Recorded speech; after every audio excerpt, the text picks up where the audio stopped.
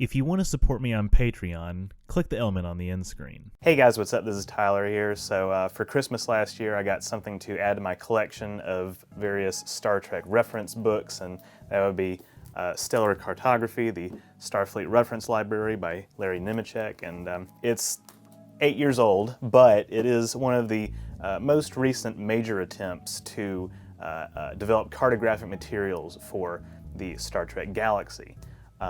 For a very long time I've had, where is it? Oh, here it is. Jeffrey Mandel's Star Trek Star Charts, which, yes, it's even older, and it has quite a few mistakes, but for a long time it served as a sort of standard bearer for mapping Star Trek's Milky Way. Now, I've made various videos about mapping the Star Trek galaxy before, which I suggest you check out. Links are in the description.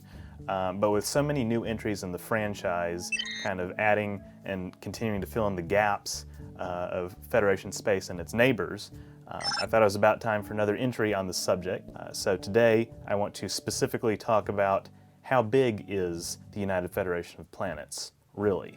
The answer to this question is a little bit more complicated than one might initially think. So we've gotten a rather nebulous figure of around 8,000 light years across from various sources like Star Trek First Contact. But what does 8,000 light years across actually mean functionally when talking about 3D space? Well, as I demonstrated in my 2018 video, what does Star Trek's Alpha Quadrant look like? Across does not have the same meaning when talking about 3D space as it would, for example, a 2D map of the Earth's surface. The farthest member world of the Federation that we see in canon is Antares, not to be confused with the home of the Antarans, who are featured in Star Trek Enterprise. Antares is about 550 light years away towards the galactic center, and we're also given indication in the Next Generation pilot Encounter at Farpoint that Deneb, or Alpha Cygni, is on the very edge, just beyond the very edge of Federation space in the other direction towards the galactic edge, 2,600 light years away. None of this, however, makes sense when talking about 8,000 light years across. It just does not work in this context. If we assume cubic light years, that doesn't work either, because just one sector of space, so a volume that is 20 light years tall, deep, and wide, is in and of itself 8,000 cubic light years. And there are clearly, dozens, if not hundreds, of sectors in the Federation. Square light years doesn't make a lot of sense either, because the most accurate projection, 2D projection of Federation space, the total area would still be tens of thousands of light years. And again, a square value just does not make a lot of sense when talking about an object that has 3 dimensions anyway. This boils down, I think, to a alternative definition for what the word across means. 8,000 light years is how far an Intrepid-class starship can travel in 8 years, but a polity of this size would be pretty difficult to maintain. I mean, the Federation is quite big. I think it's quite big based on the amount of power that it wields and influence that it wields on the interstellar scene, but like the Roman Empire, it would have to be an entity that could be crossed in a matter of weeks, not years. We really don't know if this figure pertains to the territories of its, member races, or distances from one extreme to the other, or if it has anything to do with travel times, etc. But any way you slice it, 8,000 light years just does not seem to fit any established method of determining the size of the Federation based on what we know. And there's also the fact that in Star Trek, oftentimes speed and distance will service the plot first, just like how Bajor can simultaneously be 50 light years away from Earth, roughly, as well as on the frontier of Federation territory in the 24th century. This is why I think that across pertains to some unit of measure that we would not really find particularly useful with our 21st century limited technological understanding. 8,000 light years can be huge in some cases, and according to some metrics, and tiny according to others. I don't know if there's really a clean way to resolve this, actually. I think it's a much more useful measure to talk about how many member worlds the Federation has. Now, Picard tells Lily in First Contact that there are 150 members of the Federation, and this number is further specified at 154 in the novel Articles of the Federation, which is set in the early 2380s. This is somewhat analogous to the number of United Nations member countries, which is a comparison that would make sense to Lily and to the audience. Of course, James Kirk also describes the Federation as being, quote, on 1,000 planets and growing in the mid-23rd century, but this number likely includes colonies, research outposts, maybe even planets that have embassies, you know, all that kind of stuff, not just member worlds. As big as the Federation is it realistic that only 150 planets would have seats on the council? I actually think so, because remember, Federation membership has pretty strict rules. Now, these rules might have been more relaxed in its early days of expansion, which would explain member worlds like Ardena with its segregated society. Journey to Babel implies that there are 32 members of the Federation because there are 32 ambassadors to the Babel Conference. While this may seem low for the mid-23rd century, because in the Kelvin timeline, according to StarTrek.com, there are 120 members of the Federation during this era. Increasing and decreasing rates of expansion could explain, and probably does explain, in my view, how this number could stabilize at around 150 by the time of the next generation and reach a peak of 350 later on, as we learn in Season 3 of Discovery. As for listing these members, that's almost another video in and of itself, because it's not incredibly certain you know, who does and does not have full member status at various points throughout the franchise. Now, we get some indications in Journey to Babel, the council scenes and the voyage home and beyond, but a confirmed canon list of Federation members by year would, I think, be a much bigger feat than even mapping the Star Trek worlds in 3 dimensions. While we're here though, let's see what we can piece together based on what we know from canon as well as a few non-canon sources. First off, there are the 4 founding members of the Federation, as we see in Enterprise. So these would be Earth, Vulcan, Andoria, and Teller Prime. Alpha Centauri is often regarded as a 5th founding member based on some supplementary materials in Star Trek Generations, so we'll go ahead and include it as a 5th member. Among the members that we see at the Babel Conference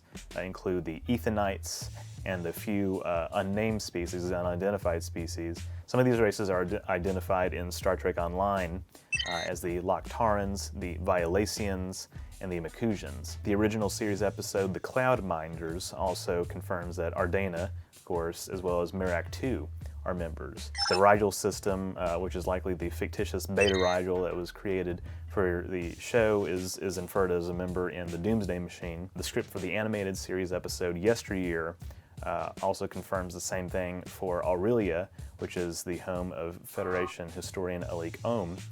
In the novelization of the motion picture, which I've expressed some skepticism of before, it says Delta 4 has joined by this time as well. Now, we're already venturing beyond what has been established in canon, but there's only so much that we have to go on.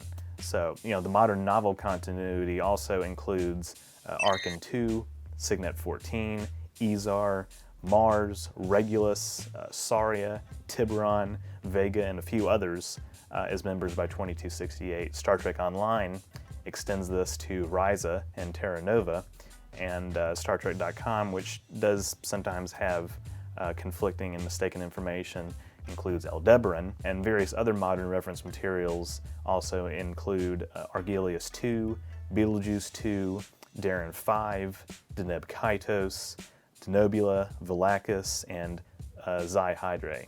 And that means that Corridon would be the 33rd chartered member. Of course, since many of these sources suggesting memberships are not canon, this information should be taken with a grain of salt. But I do think it's a fun thought exercise to try and figure out which planets would have had full-fledged, full status membership versus which ones would have simply been, you know, allies, affiliates, trading partners, you name it. By the late 23rd century, the period of the original series films, of course, additional council members include the Arcadians, the Ariolo, Bezit Kat, Caitians, Mazarites, Zalatians, and Zaranites.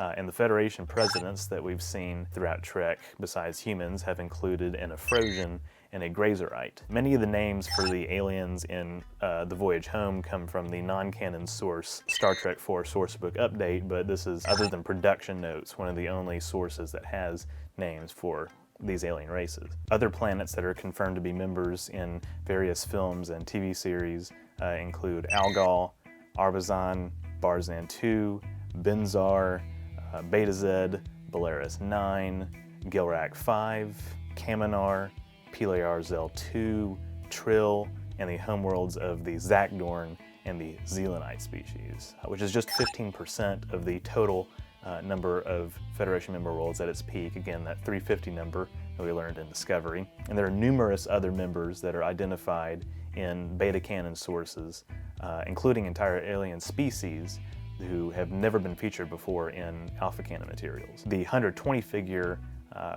for the number of Federation member worlds by 2258 of the Kelvin timeline is somewhat eyebrow-raising, admittedly, considering everything I've just laid out. I've seen some people theorize, though, that the political configuration of the alternate reality Federation, possibly stretching back all the way to its founding, should some time travel shenanigans be involved, is completely different from what we see in the Prime universe. Alternate Earth, facing different circumstances throughout its history, would have made alliances, presumably, with some species that it hadn't in the Prime universe, and its accelerated rate of expansion, which is likely influenced by alternate Starfleet's more advanced propulsion technology, would probably play a role in this. So, how big is the Federation? Big, small, it depends on who you're talking to, what the context is, even when we're talking about. In my mind, it certainly cannot take up more than 1 or 2% of the total volume of the galaxy. And because even in 2364, we learned that only 11% of the Milky Way has been explored. Now, this has since been expanded, of course, based on what we've seen in the shows. But when it comes to the amount of commitment that it takes to being a full-fledged Federation member, I'm not terribly surprised, and I don't think that it's terribly unreasonable for an entity such as the Federation, as large as it is, even operating across thousands of light years, to have only 350 members, full-fledged council members, at its peak. Keep in mind also that much of Federation territory would include and incorporate empty space, as well as surrounding pre-warp civilizations that would not have knowledge of their surroundings. Thanks for watching, guys. If you enjoyed this video, be sure to leave a like and comment, and don't forget to share it. If you want to support me on Patreon, you can click the element on the end screen. If you want to become a member, you can click the join button on my channel page as well. Please let me know what you think in the comments. Let me know what kind of topics you want me to cover in the future on this channel. I'll be happy to take those into consideration. And don't forget to subscribe, and don't forget to be awesome. Live long and prosper.